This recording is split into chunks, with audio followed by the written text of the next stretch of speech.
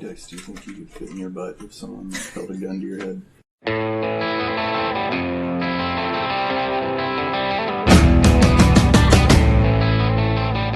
Hello and welcome to this episode of the Alien Familiar RPG Podcast. I am Clayton. I'm Jordan. Kyle Perkins. I'm Hayley. KD.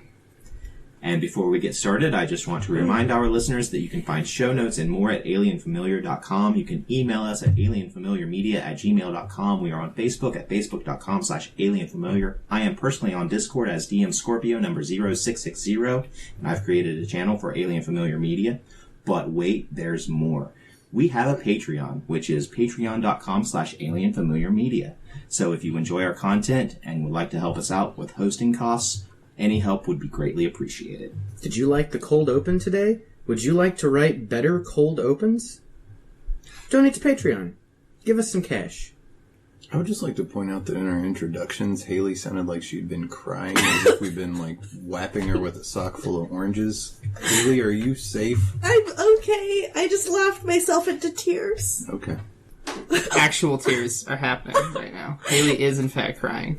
I mean, it's not a rare occurrence. I also have the hiccups. So our topic for today is we're going to be talking about the worst parts of being a game master. And I'm going to start off by saying how much I love being a game master. It is the thing I prefer to do when I'm playing the game. I would rather be a game master over being a player pretty much any time. It's why I play the game, is to be the game master. But that being said, we're going to be talking about the things that we all can't stand about being a game master. And Hayley had the point. Everything sucks! Being a DM is the actual worst. I would rather someone take their thumb and stick it into one of my bruises and twist than me having to only be a DM. Wow. That is visceral. How many bruises you got there, Chief? You got a so lot many. after that sock full of oranges. God, and the best part is it makes the whole air just around us smell like citrus. It's really great. It's a good wampum stick, good blackjack. There is a lot to be said for being a DM, but personally, I think there's so much responsibility and care and attention and detail that goes into being a DM, and my constant failures deter me from having enjoyment of it. I think that there's just so much to do. But the main thing that really sucks about being a DM for me is that I just want to play. I started getting into the hobby as a player, and I've only recently started DMing, and I started DMing because my DM moved away, and I still wanted to play the game, so I said, of course I'm going to run the game. But it came from my need of wanting to play more in the world. And it really sucks as a DM because you have to take a step back, look at the bigger story, come up with world and characters, and help your players have the best time that they can have. And That not sounds being terrible.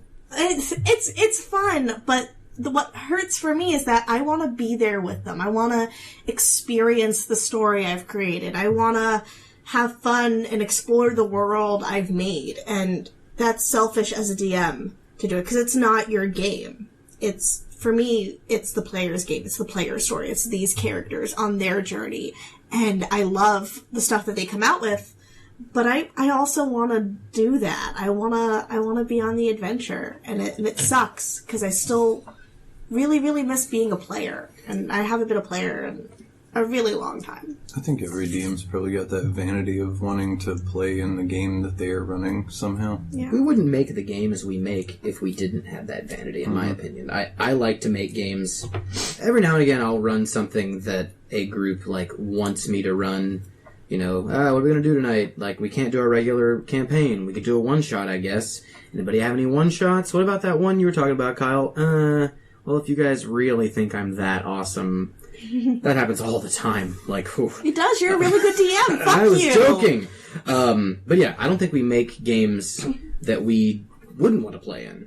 It's, Then you're doing it wrong. Yeah. I think there is something to be said, Hayley, about wanting to be there and experience the story that you're running with the veil brought back over your eyes. Because as the DM, you are the man, or you're the person behind the curtain.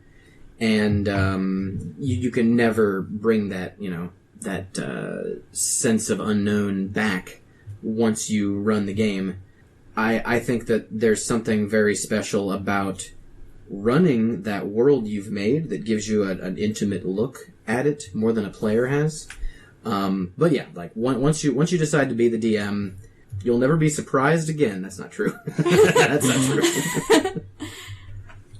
Yeah, as a game master, no plan survives first contact with the players. The players are always going to have something thrown at you that you did not foresee, you did not predict, and therefore you're going to have to do some discovery of the world along with the players as you make up on the spot whatever is going to get the game through whatever the players just threw at you. And I'm curious if ever anybody else thinks that being a game master has improved your ability to be a player. Oh, yeah. Yeah, definitely. I don't know. I legitimately haven't played it. I guess it's made me more self-aware of all things not to do to, like, emotionally distress the DM. But I really haven't had that much opportunity to play games anymore. What have you learned that you should not do as a player? It just wouldn't have occurred to you until you were sitting there in the game master's seat and a player or the players pulled some shit that you realized, oh my god, I have done that, and I have probably, most likely, pissed off the game master when I did it. Ruin their battles by trying to flirt with the bad guy. Going off being like, I'm gonna do this thing and not tell any of the other players that I'm doing this thing. Secrets are the worst, and they suck. I don't know why you would ever say that. I can't think of a single time you've tried to go flirt with the bad guy. Well, I know, it's a rare occurrence, but the one and only one time I've done hang on, I just checked my calendar. Today is opposite day. You do it all the time. Listen, I have a complex, I have a problem. I can't help it. I feel like, if anything, running games has made me not even picky as a player, but like, I know what kind of games I like and what kind of games I don't. And it's made me a lot harder to like play in games where maybe the GM's having a massive ego trip. Or expects you to be like the spectator sort of player, where you're just there to like roll some dice and like buckle up and you're along for the ride. That sucks. And having run games, I'm like, that's not how I like to run games for the most part, and like, I don't like to play in those games either. And so, I guess in that regard, before that, I had been much more willing to be like, oh boy, like, you've got this huge, massive, like, archdemon plot statted out, and we're gonna, your NPCs are gonna fight him, right? Oh boy, I'm just here to take my spear and stab people sometimes. Boy howdy, I sure love it. No. I sure hate it. But yeah, that's all I have to say about that. I think the, you're talking about things that you realize from, the other side of the table, having done that. Yeah, there is a bunch of stuff that you see other players doing when you're running, and you are aware of, things that you should avoid or go along with or whatever. But I think that's just kind of half of it. Like, being on both sides makes you aware of kind of the meta game that is the negotiation of the narrative between the two sides, and it's all like kind of wrapped in this veneer of rules and character action description and setting description and all that kind of stuff. But what's actually going on is a negotiation between all the people present about what is going to be the consensus reality, quote unquote, of the game. So I think being on both sides of that gives you an appreciation of the limits of both of those roles. Mm-hmm.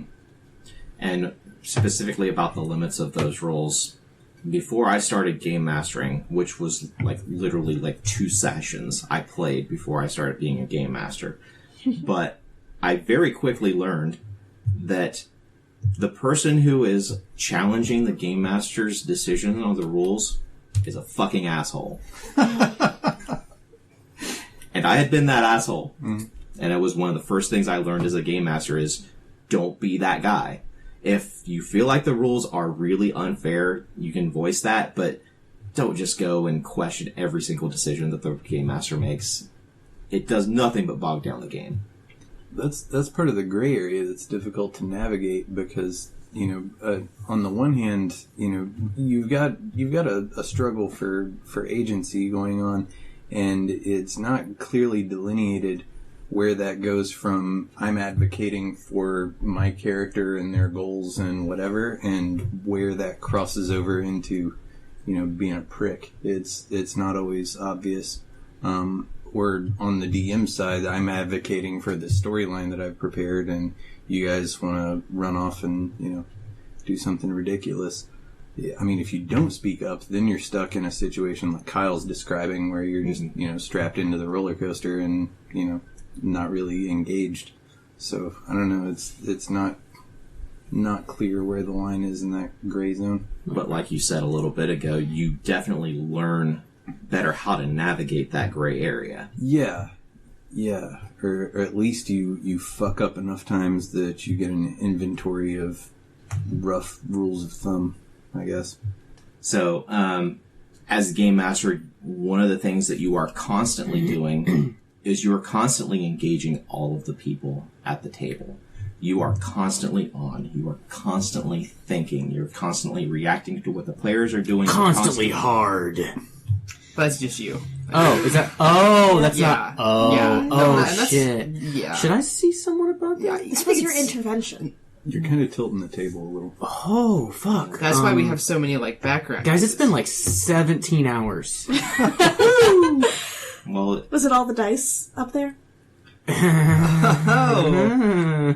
It's defined as a problem when it lasts for more than 4 hours. Much like a game, much like a role-playing game. Topical. But yeah, for those 4 hours, you are constantly hard. You're on. You're constantly on. You're constantly analyzing situations, thinking on your feet. It's rough. It's fucking exhausting. Mm-hmm. It's exhausting, but I think that I like the improvisational aspects of DMing. The hard part is that when you put something out there and people aren't always going to pick up on the ball, the first rule of improv is don't ever say no. It's always yes and. And sometimes the players will throw things at you and you'll be like, no, that's stupid. But you can't. You have to say yes and keep the adventure going, or else you're going to be stalled there for an hour and a half talking about riddles. I'm not having anything personal. It's fine. You seem really hurt by. I did that what to happened, myself. Hayley. I did that to myself. Do you feel good knowing that 5 people who I would describe as at least somewhat intelligent are able to use tools at least and have opposable thumbs, myself included, sat there for an hour being unable to solve what was a coordinate puzzle? Yep. It was a simple Germain code. We did find out, though, that LeBron is the GOAT. LeBron is the GOAT. It's what we spent an hour on in my game.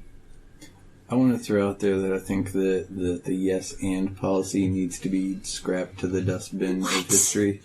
I saw a pretty interesting YouTube video that was a talk. I think it was Trey Parker and Matt Stone from South Park. They were talking about narrative structures, and they were directly critiquing the yes and thing, and instead advocating for a therefore approach. Because with yes and, you just kind of get this snowball of absurd shit that never gets edited or streamlined. There's no filter. It just turns into this rolling wave of nonsense. That's really interesting. Can you send that to me? I'll see if I can find it. But what I think they were probably critiquing the Family Guy kind of way of telling a story. Whereas in South Park, for instance, it's still absurd shit, but everything that happens is logical given the things going on in that story, and it's building on itself rather than just being this big flat puddle of, nonsensical content at the end. Interesting. So, there's that. I will definitely link that in the show notes. I have something I want to say in addition to that.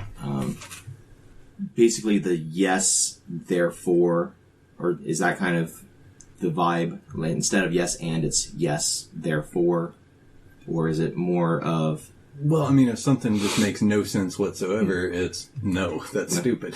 Well, I think the idea is reactive building as opposed to additive building. If you're just constantly being like, yes, that's true, and this happens as well. Oh, and then this happens as well.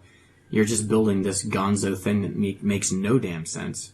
Whereas if you're taking something that happens, reacting to it appropriately, or in an interesting way, or in some way that would make sense within your universe, you could still have crazy fun, but it's reactive instead of just this big fucking snowball. And what you're doing is investing in a thing. You're building it up, and, you know, all of it matters because it's all predicated on the thing before it.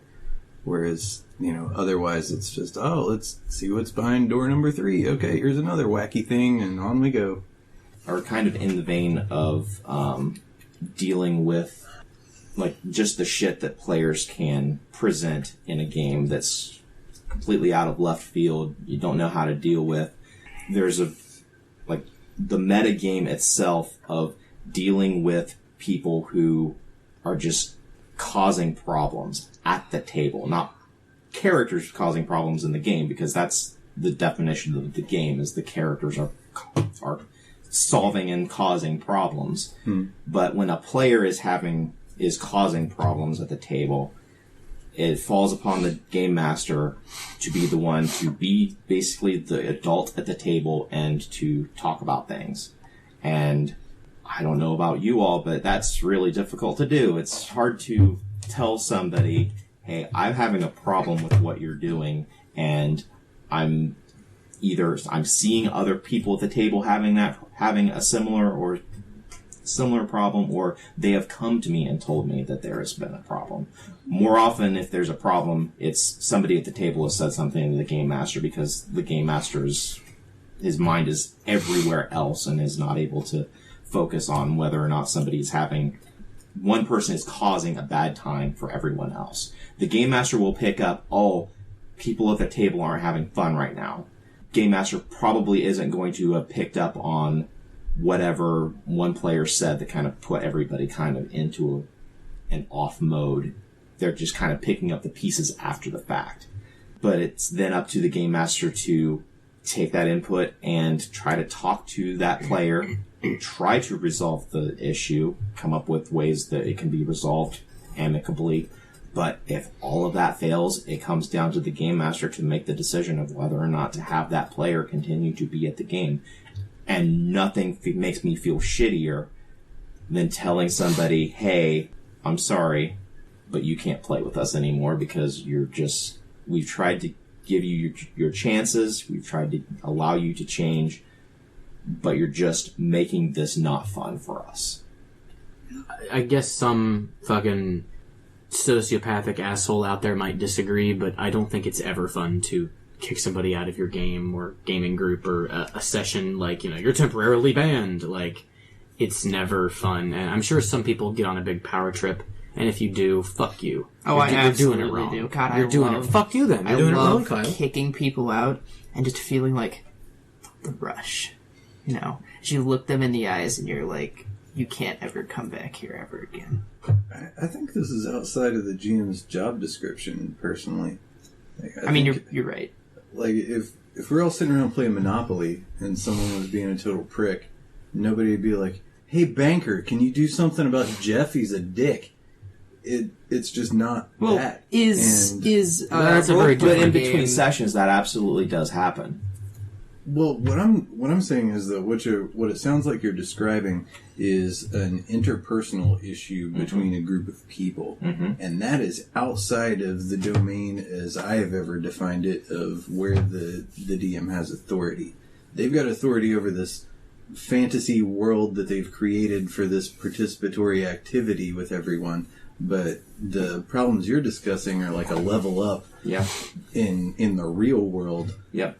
And I think it's unfair to make the DM the real world authority figure just because they happen to be the one presenting a fictional. Then by narrative default, for whose people. role is that? The group collectively. Like everybody sits But down and is but like, all right, Jeff, like we need to talk about your behavior. Yeah, start with a one-off, whoever's closest to Jeff or whatever. Maybe try What that. if Jeff has just 0 friends? Jeff actually lives in a dumpster behind Well, Chipotle. then Jeff needs to go back to the dumpster. I don't know what to tell you. Okay, all right. See, I don't know. I feel like in an ideal world, it would be awesome if a group collectively could come together and talk to a problem player.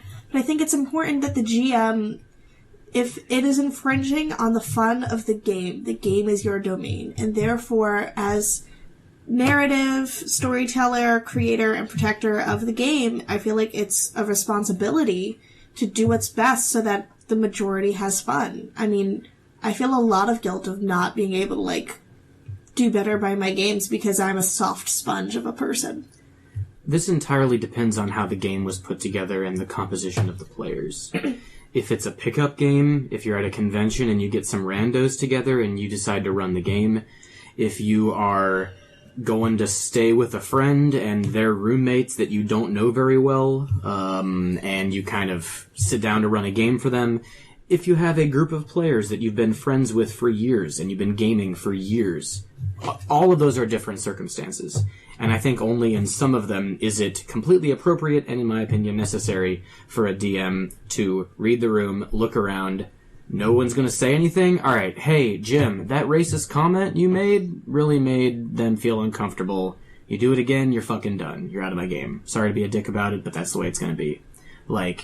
Ideally, the whole group could be like, whoa, you did a thing we didn't like. But, if you're in a pickup group, people feel awkward. People are going to naturally look to the GM of that pickup group as the person running the show and be like, hey, this thing happened. I didn't like it. You're running this. Can you do something about it? I don't think ideally everyone's How egregious gonna... would your behavior have to be kicked out of some random one shot at a con or something? Literally, somebody You starts have to be a lunatic. yeah, somebody starts being your classist, fucking racist, fucking lunatic, sexist, making rape jokes at players' expense. They're gone. They're done. And as the GM, I think you have a full right to do that. And hopefully, and ideally, and most likely, the whole group of players would be like, excuse me for 1 minute, sir? What was that? Well, I think, there's the whole element of power dynamics, right? And then there's the whole element of, how the line's kind of blurry. And I can only speak from, personal experience with these things. I've been in 2 situations where I, as a player in a game, approached someone with the intent of, having a talk about their behavior and or kicking them out. And the first one was exactly what you just laid out, Kyle, was someone that was, making rape jokes and, wanting to rape an NPC in a game. And I was not the GM running this game, but, I was good friends with the person that was. And it was also in a scenario in which I had a lot of power. It was through the tabletop, back when I used to run the tabletop thing in college. And so I was able to be, as the president of this group, hey, you're out. Get the fuck out of here. And that worked out fine, because, at the end of the day, this person was kind of a shithead weasel. So, he wasn't going to say anything. And I had a pretend position of authority, essentially. Which is the same of what a GM has, right? Mm-hmm. But it's all on how people view things. And there was another situation in which this person didn't do anything along those lines. But they were definitely, kind of a bully and an asshole, and the way that they played the game. And maybe they had fun in doing so, but was definitely detracting from other people. And wait, was this when the same Wargamers thing when you were pres of the club? Or is no, this is a separate scenario. Because in the first example, I think that as the club president, with the power invested in you by the you're absolutely fucking within your rights to be like, you're out of the club, dickhead. And and that was different. But then this is a situation where it was outside the club. I was just a player in a game. The GM kind of wanted everyone to have fun, didn't necessarily want to kick this person out. I did not like the way that this guy was handling it, and so did a lot of other people. They didn't like this person. And so I approached this person and began a bit of an argument. And it basically boiled down to them being like, this isn't your game. You can't tell me how to play. If the GM has a problem with stuff, they can talk to me about it themselves. And that is a case where, I guess, it's not even countering your point, Jordan, but I guess, giving some context, where this person was only going to accept the GM being you're out of line. That's what it takes, Right. But I think it's wrong to place the burden squarely on the DM just because they happen to be the person that came up with the story, because they got enough on their fucking plate. Ideally, yes, but in the real world, who is going to be the one who does that conversation? It's going to be the game master 90% of the time or more. Like we play here at Kyle's house. If somebody shows up and is a complete fucking asshole, Kyle can say at any time, get the fuck out of my house. So true, but most of the time it's also the game master's house that you're playing in, my experience anyway.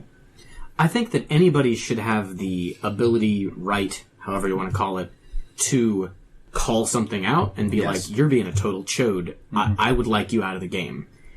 And if they're just a player, and all the other players are there, and the GM is there, and everyone else is just like, whoa, we all disagree. What's going on with that? They're fine. Well, then you, as a person who had a problem, it's your decision to either leave yourself or try to deal with it, try to work it out, talk to that person after the game, whatever. But I can't think of a situation... I mean, and I guess this is something that sucks about being a GM. If the GM says, Steven, you're done. You're out of here. Fuck you. And all the other players, and we'll say it's not the GM's house, because I agree that house owner rules apply. We'll say it's not the GM's house, it's a public place. Everyone, the GM is like, Steve, you're out of here. Get the fuck. Go home. Piece of shit. You suck. And all the other players are like, well, we don't really agree. What's going on with that? I mean, you've got a full-blown mutiny on your hands then. Yeah. Well, as game master, I firmly believe that the game master has unilateral authority to allow people to play in their game. If everybody mutinies, fine. Everybody mutinies and somebody else becomes game master. But as long as that person is the game master, they have the unilateral ability to declare persona non grata at the table.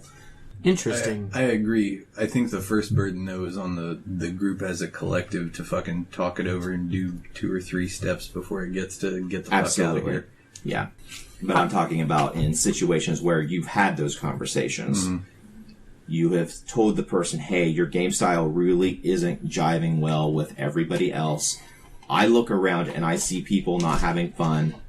Or alternatively, I've had 2 of the other players come to me and say, I'm having a problem with this. Mm-hmm. The players look to the game master for guidance in the game. And the game master then has a little bit more responsibility in maintaining the cohesion at the table. That's the thing that I have a hard time respecting, is somebody that would go to the DM and basically, tattle to the teacher rather than just, straight up talking about it to a peer. There's equal footing between players. I don't know. You assume there's equal footing between players, but in the real world, there are all sorts of power dynamics that are going on that maybe the game master themselves isn't going to perceive. Mm-hmm. Yeah, what if... Sorry. What if it's a close friend of the person who is DMing and they're making a lot of jokes that make you feel uncomfortable, and you're really worried that if you speak up, you'll be like, well, of course you're being irrational. You're the only one that feels that way. You're the only one being affected. Or worse, it's like, well, this is my very close friend, and you and I haven't been friends close enough, so that blows up that friendship, and you don't want to, be the only person that speaks out. It's really hard. I think if you're dealing with that level of situation, you got the wrong friends. You probably just need to find another group. Yeah. Now, I agree with you that sometimes it's like a new group you've just started playing with. You don't know anybody that well, and you're afraid that by speaking up, you're immediately going to be labeled like the whiner or something. Mm-hmm. But if it's that bad, if you're afraid that you're going to be shit on for calling out someone for being shitty, to use that word shit a lot, that's a bad group. Not a good time there. But if you're new to the group and you're kind of getting the feel and you're that player, who do you go to say, has this ever been an issue in the past? I'm experiencing this issue where I'm feeling very uncomfortable at the table.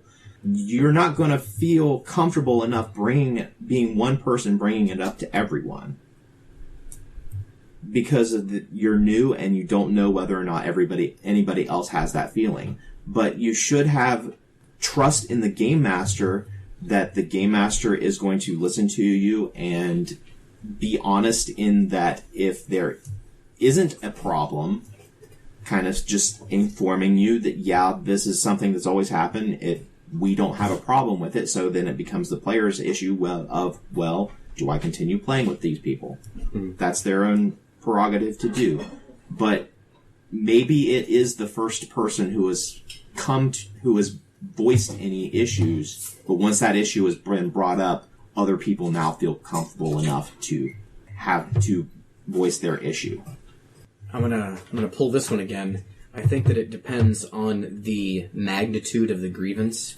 I've noticed just now that as a podcast, I feel like we have a tendency to, when discussing hypothetical situations like this, immediately jump to the worst case scenario, which is... I want to point out that I almost never actually use hypothetical situations. I'm almost always referencing something that I've personally experienced. Well, you've got 50 years point. of game experience on me, so... Fair enough. I've said before, I'm running out of situations to think of because despite my many years of gaming, it's exhausting to be always on, during this podcast. This is a podcast about the difficulty of being a podcaster, right? Is that what we're doing? Well, me then speaking hypothetically, because this has never really happened. I don't hang out with shitheads because I'm awesome. But I try to think immediately of worst case scenario for this hypothetical situation, which usually turns into someone is being X-ist. Someone's being racist. Of course, we're all going to be get the fuck out. I always jump there. And in that situation, you join a group, they're all friends, you're new. Say you know the GM.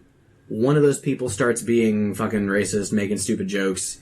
You don't know anybody here except the GM. Of course you're going to go to the GM. Even if they're not the GM, you don't know anybody here except your one friend. You're going to go to that one friend and be like, hey, is that person always like that? What the fuck? If it's something that isn't that extreme, loot. Loot is pretty common, Okay, we got this fucking sick bow. I'd like that bow. I think I have the best skill here to use it, and there's Steven. That's mine! Fucking grabs it. I'm gonna call Steven out right there. I'm not gonna approach the DM afterwards and be like, hey, I've got really good archery skills, and I thought I just didn't like that Steven was able to grab that bow. Could you take the bow back for me? You're gonna be like, hey, Steven, give me the fucking bow. Goddamn right! And Steven's gonna be like, no! And then you leap across the table. Yeah, and I stab him in the eye with a Sharpie. Yeah. Yeah, see, but I feel like those are things that, when it comes to altering the world of the game in severities or making players feel comfortable in severities, those extremes you keep talking about, I think those are the DM responsibilities. When it comes down to someone's being a murder hobo or looting, that's something you could talk player to player and person to person. So, let's get into the nitty-gritty of running a game, and that is knowing the rules of the game that you're running. That's definitely one of the bigger game master responsibilities of understanding the rule system of the game that you're playing and being able to teach that to the other players at the table, because unless you're all very experienced role players, there's going to be somebody there who doesn't know the rule system or is not as familiar with the rule system as other people, and it's generally the game master who has that responsibility of being arbiter of the rules. Yeah. And so there's a certain level of expectation that the game master is going to be the person at the table who knows the rules best. It's always hard.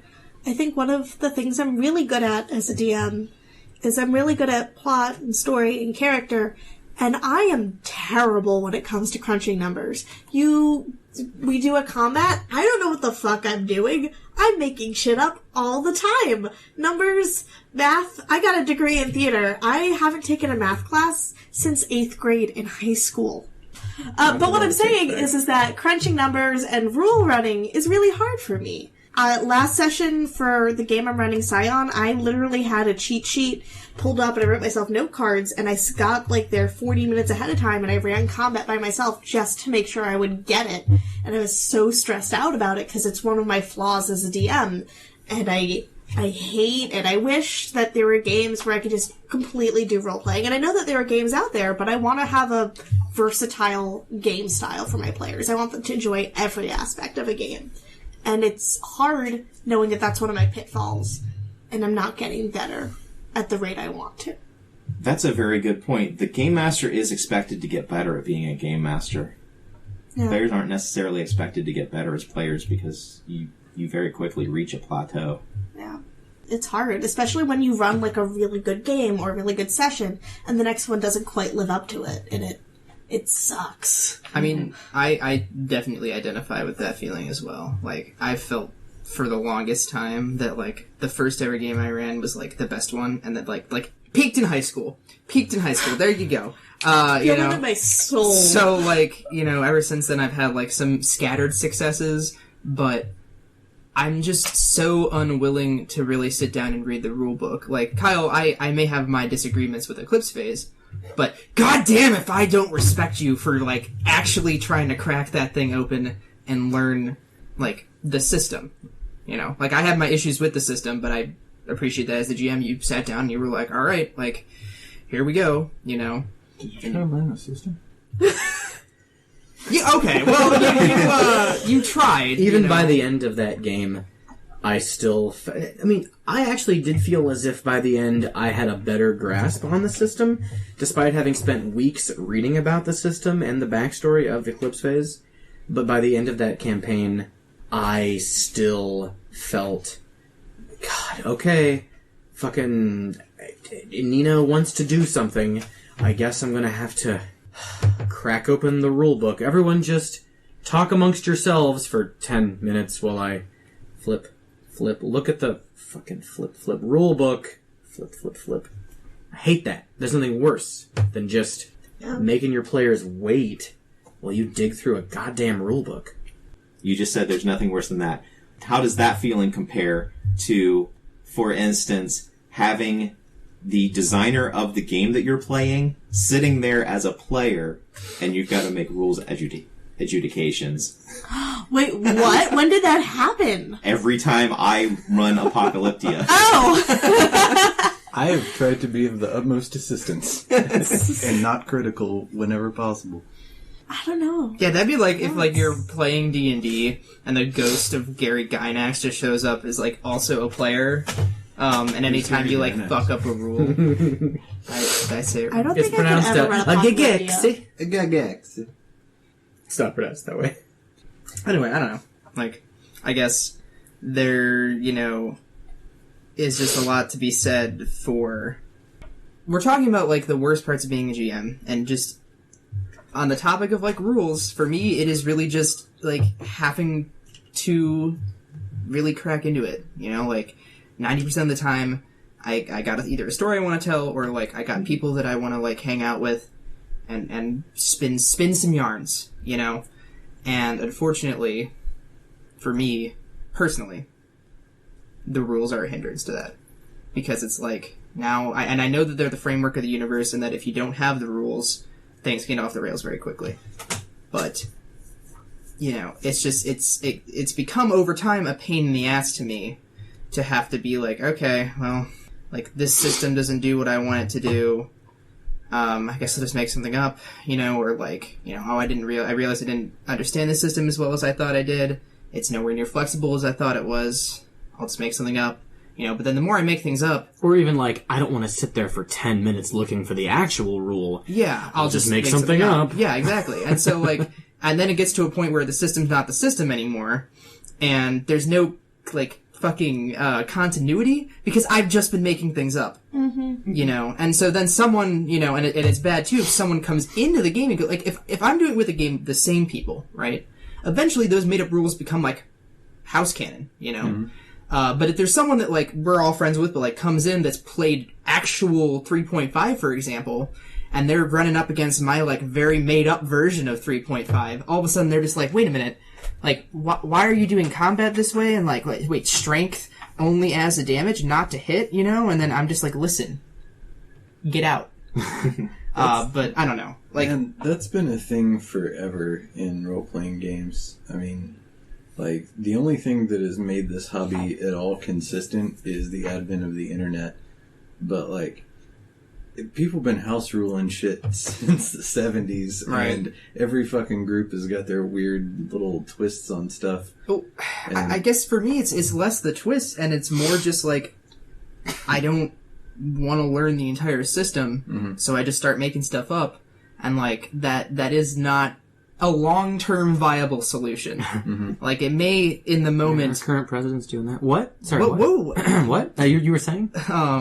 You know, like it may be for the short-term benefit of like, oh, good, now I can finally get to the things I want to do, you know, and like see how players will react to these sort of things. Like let's see what players are going to like, what direction they're going to take the story in. That's where I think for me, at least as a GM, a lot of the enjoyment comes from. And so then when I'm sitting over there, like, for example, trying to keep combat interesting, I'm just like, okay, you know, well, we'll use this set piece. I don't think I've used this before.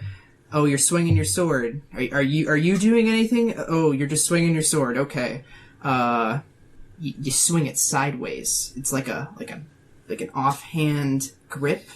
It's really cool cut, you know, like that's kind of what I'm getting at is like, you're in this combat. Combat can be very fun for a lot of people. I do enjoy combat in games, but I think it takes this, the right kind of person to be able to keep it fresh each time. Like Abena, for example, you did a pretty good job of keeping that combat interesting since I was playing, you know, 2 combat characters in a row, and my whole purpose, Clayton, was to kill things. How many ways can you describe how to do 7 points of damage Yeah, exactly. with a sword? Yeah. You know, it's sweet. Well, again, it shouldn't be on the fucking DM to narrate what a player does in a combat round. If the player says, "I'll walk up and stab it," then they fucking walk up and stab it. Like, there's enough workload on the guy to not make him come up with some, you know, kung fu flourish. I think that's like a poke, Jordan. You poke him. Just walk, poke. Boop. But yeah, no, I don't know. That's something that like I've also like. Apparently, I just hate this hobby. That's Yeah. that's not what I meant. But like, you know, I've also been struggling with like keeping combat interesting. You know, especially in like more of a rules light game.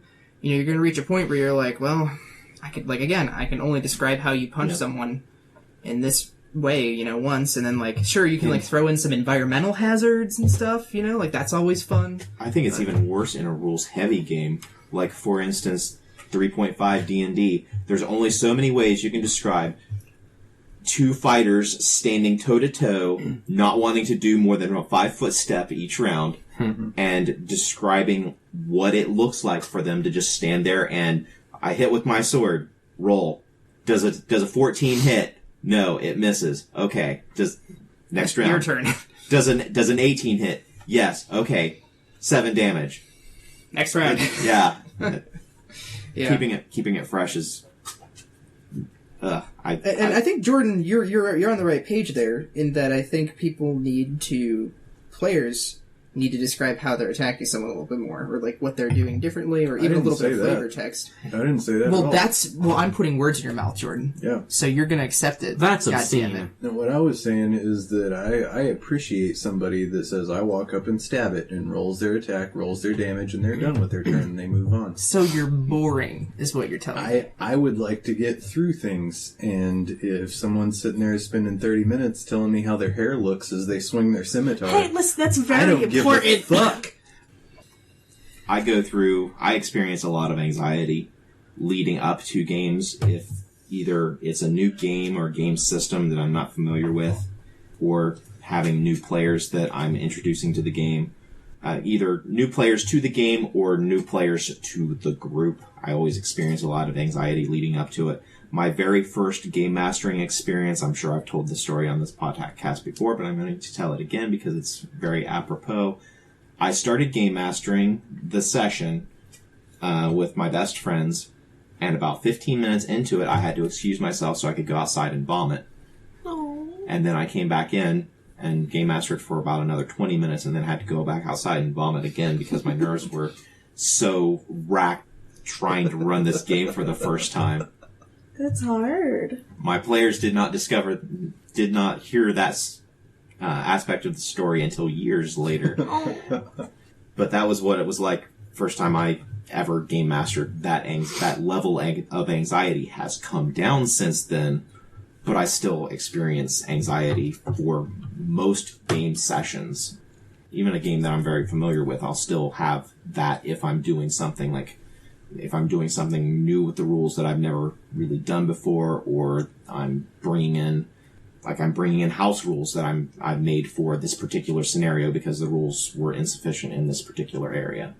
What you're essentially doing is public speaking, which consistently polls as the most terrifying thing for anyone. Yep. I never get terrified, or I never get anxious before the game.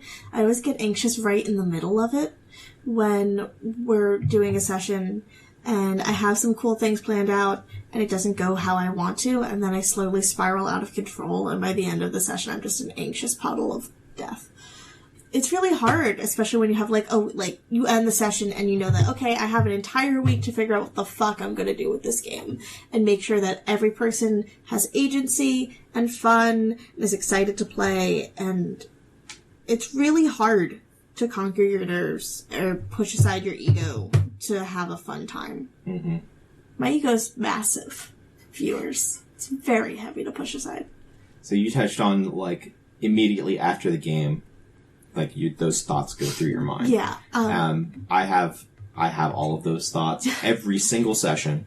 I also think about, on my car ride home, I think about all of the things that I did wrong during the session, all the rules that I got wrong, all of the things I forgot, the little notes that I had written of this clever thing that this NPC was probably going to say. Mm-hmm. I realized, I had that opportunity when KP's character said this thing. I had this perfect response written down right here, but I didn't reference it. That should have haunted you for months. Yep.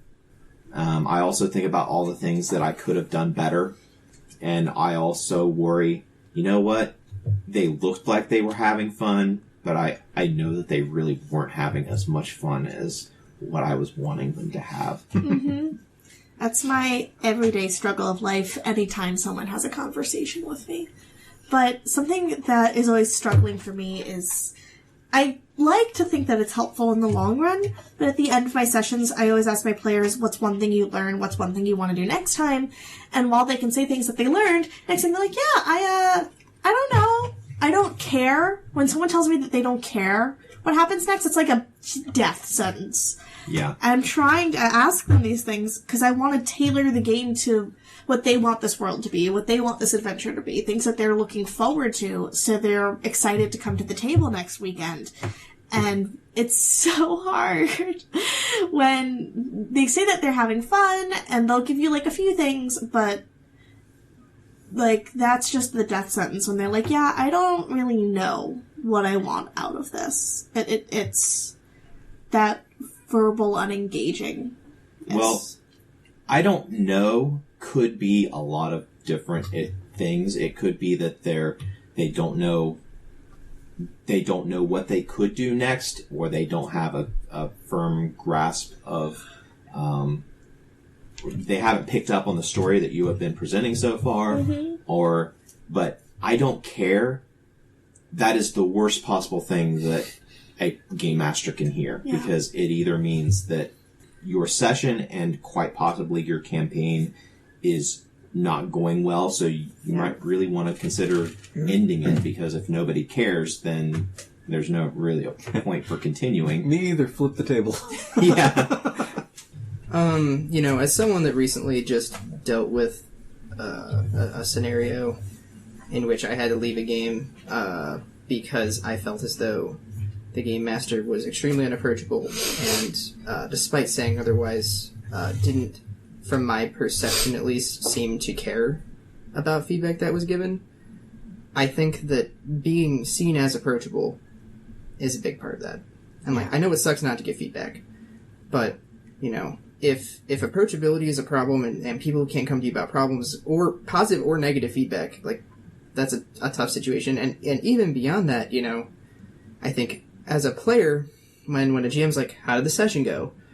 Unless there was one thing that popped into your head and you're like, I really like this or I didn't like this. A lot of the times afterward, if things go smoothly, it's a good thing that they're like, oh, it was pretty fun, or it was alright, you know? Because that to them means that there wasn't any hiccups in the process, that there wasn't any, like, you know... Again, this is assuming that you're approachable about problems. Like, there wasn't any hiccups in the process, you know, it was smooth sailing.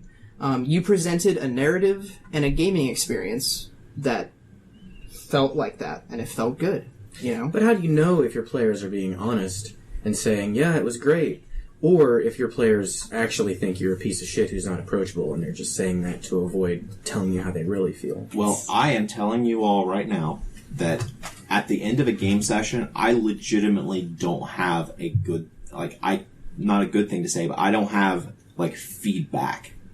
I don't have anything, I really don't have anything constructive to say if things went well. If things went bad, I do have some constructive things I'll be able to tell you. But if the session ends and you're like, how was that? I was like, it was good. I had fun. If you ask for feedback, I don't know. My mind goes blank. I legitimately can't think of a thing to say to you, good or bad, because it went well. I can't think of how you could improve it. Like, I would probably, you know, like, if I'm saying, yeah, it was fun, you know, I might think of, like, one scenario or thing that I had fun with. But I don't know. That's just my trying to eke out that opinion is difficult, and it's one of the things I hate. Yeah. Trying to get anybody to tell you anything. Like, what was a loose end you wish we had addressed? What was your favorite encounter? You know, I just want to hear about how the game was. Because if I finish a campaign, or even a one-shot, and people just like, you know, alright, see you next time, and that was it, that's the end. Some way of getting anonymous feedback feels like it might be like a partial solution to this, but I can't really think of a very good way of getting that easily. And you could probably rig up something like, you know, everybody send me an email from a 10-minute mail account, and, you know, just type your responses after this or something like there's that. simple stuff like straw pool, you know, or doodle poll, I think is what it's called. Doodle poll is actually really great. I enjoy it a lot. And you could probably set something up there to be anonymous and be like, give me like 50 words or less on the session. Yeah. You know, now I'll be exactly honest. 25 Get words. somebody to go home and do that. Well, that's exactly what I was going to say. I guarantee you that I could do that probably for the first 2 to 3 times, but then after that I'm going to start to resent maybe even the GM and the person that made me do it. So, yeah. What if you could leave a laptop out on the table when you finish and just have a Word doc open and be like, hey, I'm going to leave the laptop in the room for like 10 minutes while I pack stuff up in the other room. Anybody wants to write anything? That's not a bad one. That's really good. And that way, too, you don't have to worry about, like, you know, every week people are like, okay, your time to go on Doodle Poll. Did you respond to my Doodle Poll? Yeah. A lot of the things that we keep talking about, I think, is like when we feel like we've had a shitty session. But I think one of the things that really suck about being a DM is when there's like consensus that this was a really bad session and it's really hard to bounce back from it, confidence-wise and story-wise. Yeah, as the game master, you just want to end the game then. Yeah, it sucks. Play something different next week. What if you had some kind of app that everybody had on their phone that was just like a little sliding meter of like good to bad of how good of a time you're having? God, like live ratings? Where the DM on, you know, the laptop can see like the average or maybe individual That ones. seems I would so actually shitty. die. Like, oh, nobody liked that ruling I just made. Why am I now thinking of, like, The Running Man? Yeah. Like, just, you know, we're losing audience members. Fucking get Chainsaw out there! It's like a Black Mirror episode. Jesus. Oh, man. And I almost feel like that's... Honestly, I wish for that sometimes, though, when I'm running the game. I see, I would hate that. Like, and half the time, like, obviously at the end of a game I want people to be happy, and at the end of a session if people didn't have fun, I want people to tell me that, right? But, like, I'm not going to come up to you after this, and this is just me personally, but I'm not going to come to you after the session and be like, what did you like most about tonight? Give me 3 things, right now. You. Now you. You? Yep. You give me 5. 5 things. Like, I hope everybody has fun, you know, and obviously I I'm like Kyle, I would like to do maybe like a post-mortem at the end, or like even just 5 minutes, people being like, yeah, I like this, I didn't like that, you know. Or if it's a one-shot, since that's the conclusion, I'm like, hey, what do you guys think of the one-shot, you know? But if it's a longer game, you know, I guess, trusting my players that they're having fun as a baseline, and if they're not, that they're going to approach me about it, you know. And obviously, and there's also signs too. Like, you know, you're not blind. You can be like, okay, people aren't enjoying this, and then maybe you can bring it up. You might be blind. They're differently able. I actually see with eye stalks that shoot out of my head. So it kind of just sniffs. Oh, are your existing eyes just decoy eyes? Yeah, like I keep them under the hat. Cool. I actually can't see any of you right now. Huh. That's good. That's a good thing. Blind people have better imaginations. On that note, when and how do you end a session? I mean, for real. And how shitty is it when you have to end a session early, like it's time to go, people need to work the next morning? Oh my god, it's so and nice. you have to end it on just a boring, just dissatisfied note. I hate that. I despise that. It's 11 o'clock. I have to leave. Yep.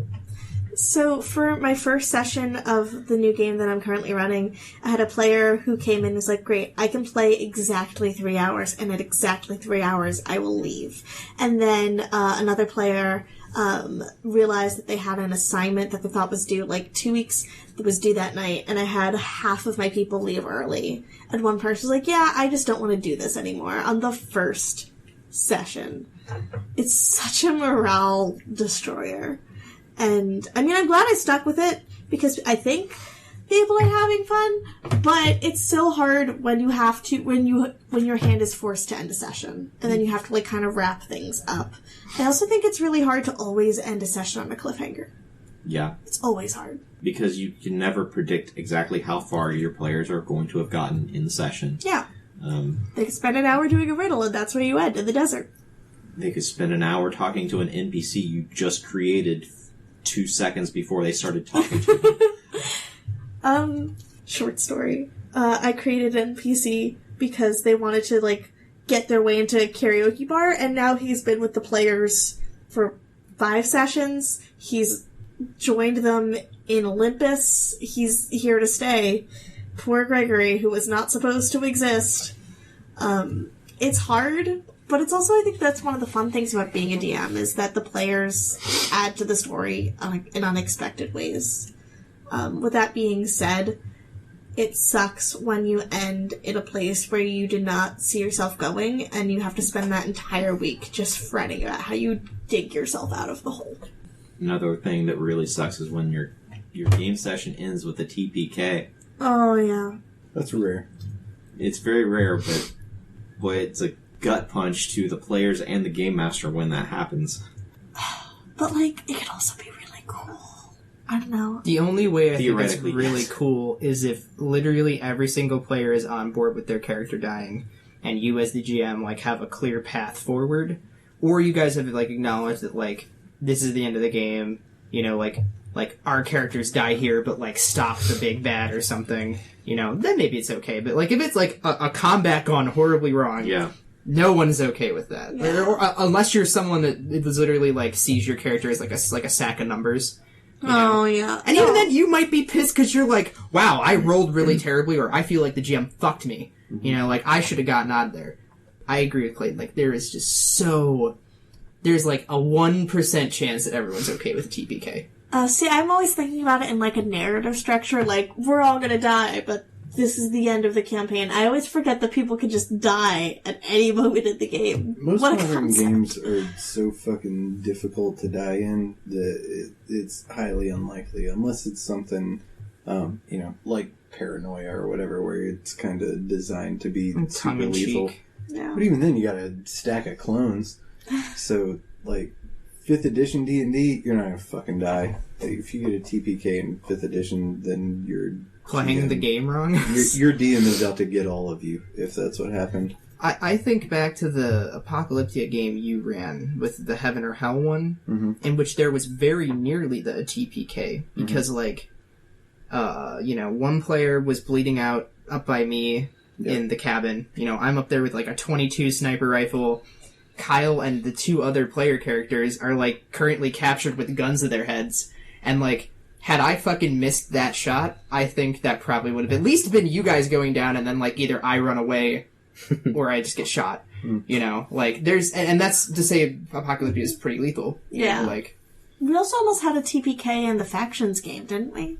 Well, Clayton could have just murdered all of our primary characters. But also, here's the thing, though, about the faction game would have been, even if that had happened, you know, a lot of us had backup people we could have played. Mm-hmm. So, like, would that have really been a TPK? No. You know, because I would have just switched to my, like, backup character. You had, like, you 3. You did switch to your backup character. For different reasons. You know, I guess had Kyle been there, you maybe would have gotten fucked, because you didn't really have a backup character. You could have played, Jimmy Hawk's right-hand orphan kid. Jimmy Hawk's right-hand orphan. Not to be confused with your left-hand orphan. Yeah. I think the worst-case scenario TPK is, like, here's this little group of adventurers, they're way off out in the wilderness by themselves, they figured out some critical shit to, you know, stop the bad or whatever, and then they all fucking die, and there is nobody left to pick up the torch. And that's pretty much end of campaign at that point. Yeah, like in that case, you know, you as a GM could like maybe pull some heavy strings to like make that work, but you know it's still tough. I don't know what you do. You'd pretty much be starting over a new campaign in that setting, and if you want to keep the old story as canon, you know, good on you. But I don't know. Mm-hmm. It's not a very developed game if that's what kills it, though. You know, that means you haven't interacted with anybody, you've got no connections, nobody knows who the fuck you are. That would essentially be like, level 1, you show up in a town, you get a job to go, like, hunt some goblins, you find, like, the big bad plot hook down here, and then somehow, like, you guys fuck up the goblin fight, or the GM rolls really well, and then you guys just die with the plot hook, you know, and, like, then you're like, fuck. I guess they send down another party of adventurers, you know, and maybe it'll go better this time. But, and that's in a traditional D&D structure. If we're talking like World of Darkness, depending on the thing, like a hunter game, you know, that could also be super lethal. Like, what if the first investigation, it could totally happen that you guys get fucked, you know? Like, you run up against that werewolf and he's just like, and then you're dead. So, I don't know. I think it depends. I think you were right, Jordan, that like 5th edition, you know, you're probably not gonna fight it, so. I'm doing that thing now that I was talking about before where I can't help but fucking figure out how to make everything into a role-playing game. And I'm thinking about a campaign that starts like, we sent some adventurers out to the woods and we can't find them. Go and see what happened. You go down into the cave, you're pulling up rubble. I think I got a wizard over here. You're like discovering the party that got TPK'd before you. Man, that would be really cool. Did you just watch like the 9/11 Ground Zero documentary or something? What are you turning into a role-playing game here, Jordan? Jesus. Just playing the second session that started with the TPK. I think that could actually be kind of fun. Not a 9/11 documentary role-player game. I mean, you don't want to play one of the forensics officers working 12 hours a day in the dump where they brought all the rubble to identify human remains? Roll acrobatics. I guess not. Roll acrobatics? Yeah. Oh, no.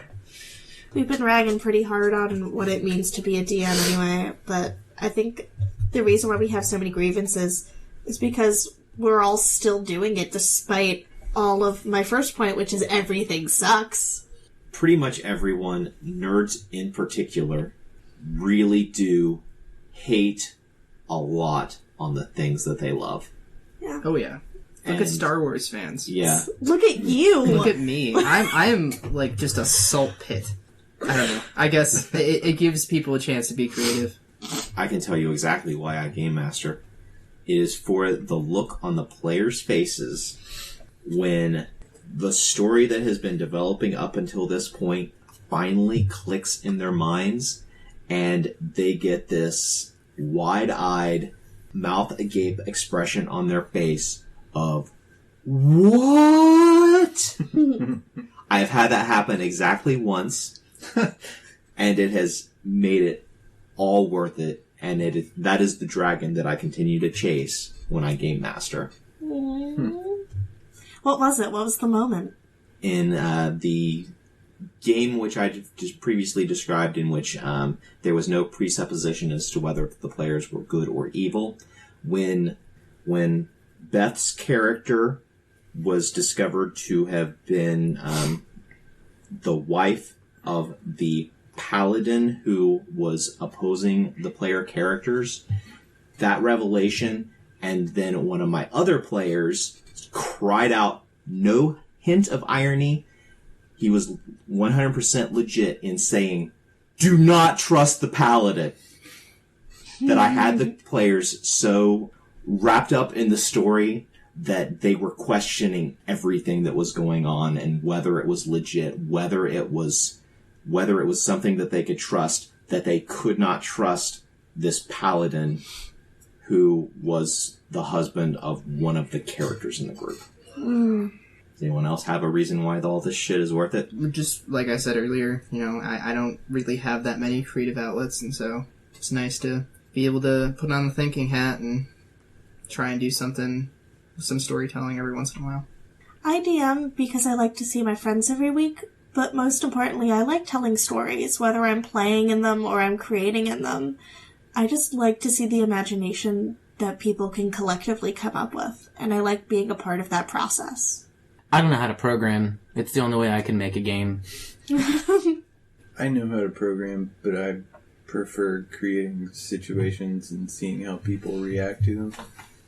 I don't think it's really it's not really a choice. It's just a thing that I really want to do, and if I wasn't doing this, I would be pretty malcontented with my life.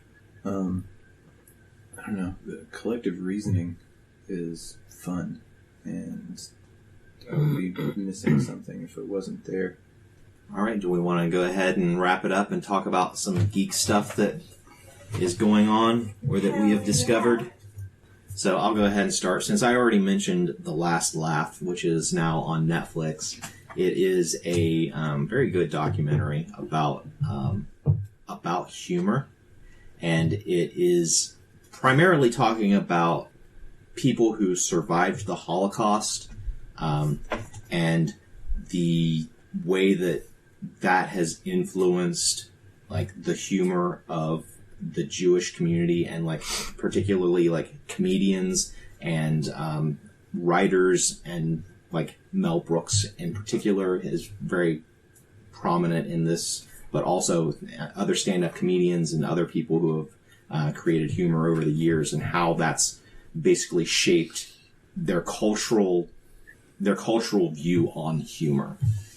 And it very briefly goes into how humor has kind of changed in reaction to 9/11 and stuff like that. Very good documentary on Netflix. And I've also got one other that's a YouTube series by Steve Shives.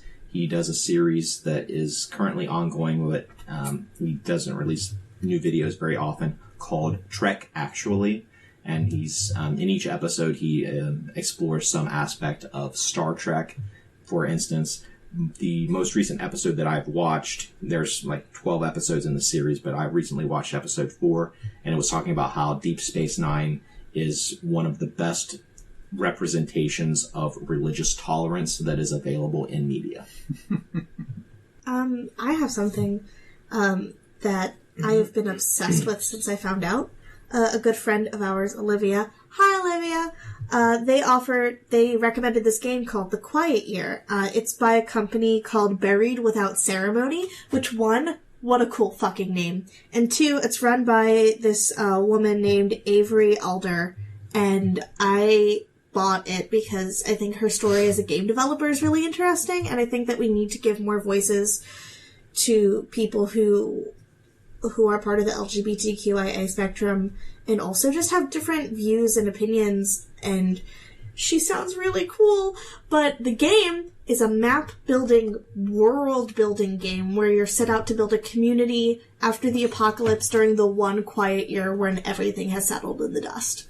And it is incredible. I can't recommend it enough. On her website, it's buriedwithoutceremony.com. That's where I bought it. And also, it's cheap. You can make it out of, things you have around your house. Just some dice, a piece of paper, and some friends. But her other games look really, really cool. It's the length of a short one-shot, and it's one of the best world-building experiences I've had. Is it free to download, like drive-through RPG? It is not free to download. It does you can buy it as a PDF or as an actual booklet. I bought it as an actual booklet because I really wanted to support her art. But there is a promo code for people who are struggling with money right now, like me. So it's not that expensive, and I honestly think it's worth more than I paid for. I can't recommend this game enough. I watched a couple movies recently that I really enjoyed, and I think other people might enjoy. The first one was Death of Stalin. It's a really funny, historical black comedy. Steve Buscemi is Khrushchev. It's great. I'm sorry, Steve Buscemi plays Nikita Khrushchev. Yes. What? Yeah, no, it's great though. Like it's very funny, and it's historically accurate-ish. You know, inspired by actual events. Inspired by actual events. It's just it's funny. You know, and the humor is like dark, but not like overly dark. Like I mean, it is taking place like after the purges, and you know, people are talking about like, well, Stalin loves us. And they're like looking around, you know, but it's fun. The other one. Is, you know, I don't know how widespread this one was. I only watched it because it was local. But it's called Assassin's Code. And it is a modern noir film that tries very hard to be play homage to older, noir films with like the soundtrack and sort of the character arcs involved and the characters themselves.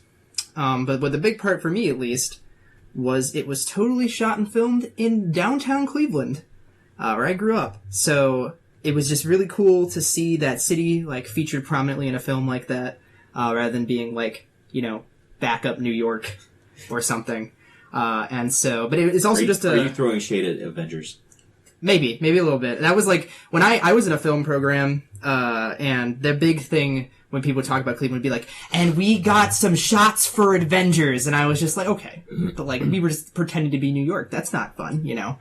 But this film totally embraces the Cleveland identity. So if you're from Ohio or Northeast Ohio, or you just like noir films with a little bit of character, check it out. Okay, so Buscemi is about as skinny as your average meth head. He did put on some weight for this movie, and I dare say that if he had put on more weight, he remarkably does kind of look like Nikita Khrushchev. I'm floored. This looks awesome. I would recommend a YouTube channel I've recently discovered called Dust. It's something on the order of 200 or so short films that are all like sci-fi horror kind of stuff. That would compare them very favorably to something like Black Mirror, for instance.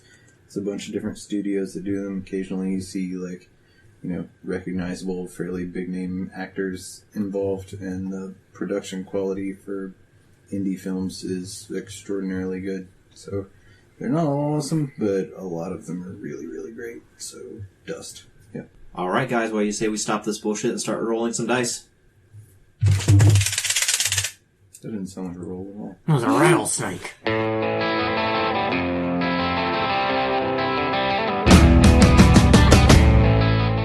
This has been a production of Alien Familiar Media.